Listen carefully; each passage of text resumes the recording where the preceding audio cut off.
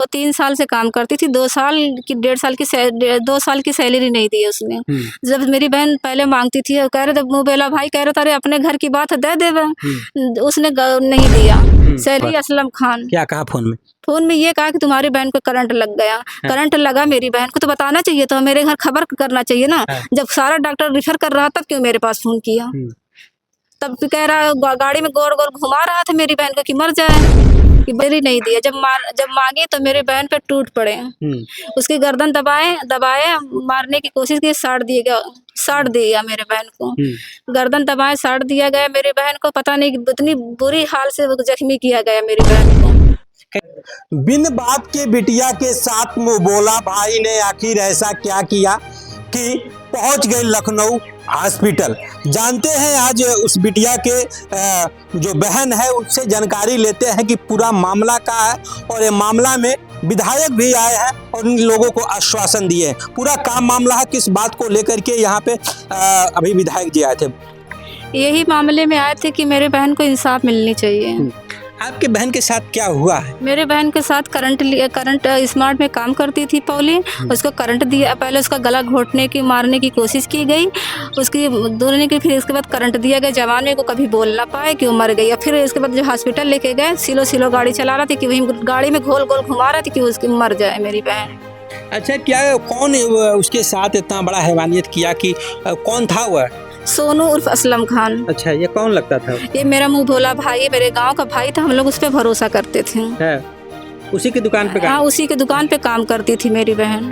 तो ऐसा क्या हो गया कि इतना उसके साथ दरिंदगी किया गया, उसकी जबान पे करंट लगाया गया, उसका गला घोटा गया, उसके बाद वह जिंदगी मौत से लखनऊ में जूझ रही है? ये तो मुझे नहीं पता है। कैसे क्या हुआ, पूरा मामला बताओ। बस मेरी बहन 2-3 साल से काम करती थी, 2 साल की 2 साल की सैलरी नहीं दी उसने।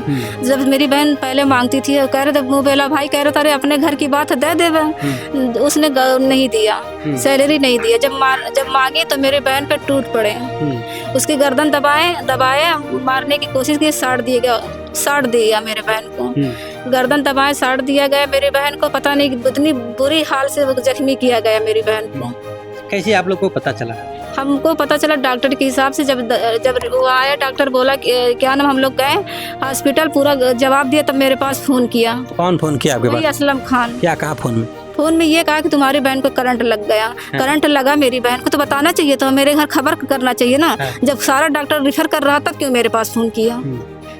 तब भी कह रहा गाड़ी में गोल गोल घुमा रहा था मेरी बहन को कि मर जाए, कि मामला रफा दफा हो जाए।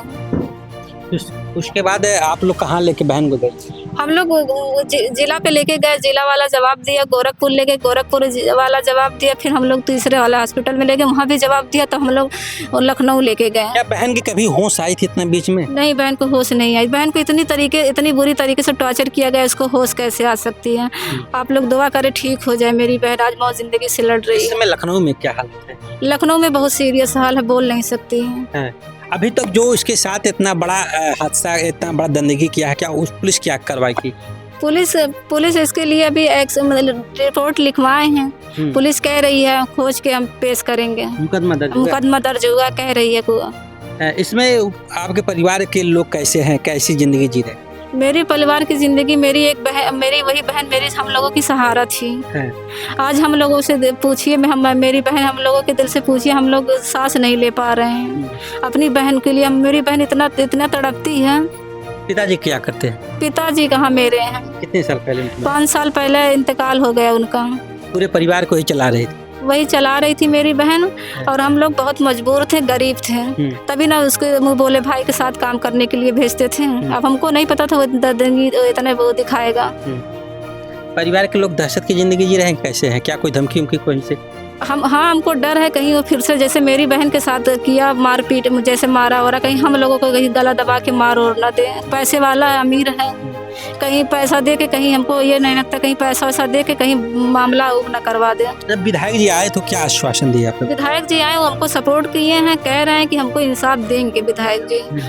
हमको उनके पे यकीन है, वो हमको इंसाफ दिलवा के रहेंगे। भैया वो पूरा मामला बाप की बिन बाप की बिटिया एक मार्ट पे काम करती है, गांव का मुबोला भाई था और उसी के दुकान पे वह काम करती है और सुबह शाम उसके साथ जाना आना था। जिसको लेकर के यह बहन उसकी बता रही है कि वह करीब 3 साल से काम करती है। 1 साल का उसका सैलरी दे दिया गया था, लेकिन 2 साल का उसका सैलरी बकाया था।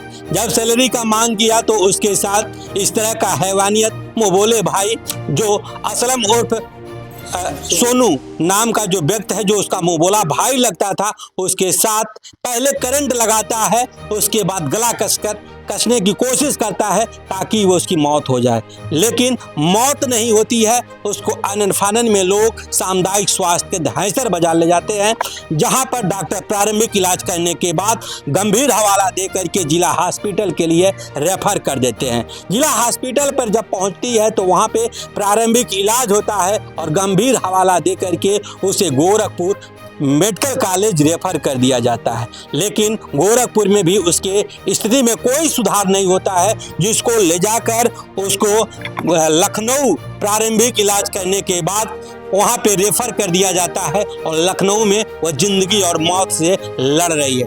वहीं पे इस मामले की जानकारी जैसे क्षेत्रीय विधायक गणेशचंद चौहान को होती है तो मौके पर पीड़ित परिवार के घर पे पहुंचते हैं और पीड़ित परिवार को न्याय दिलाने की बात करते हैं। वहीं पर इस मामले में पुलिस ने अभी तक मुकदमा दर्ज कर लिया है, लेकिन जो असलम उर्फ सोनू है उसके चाचा को पुलिस ने गिरफ्तार कर लिया है और इस मामले में 307 का मुकदमा भी दर्ज हो गया है। आगे की क्या कार्रवाई है वह मेडिकल रिपोर्ट आने के बाद होगी।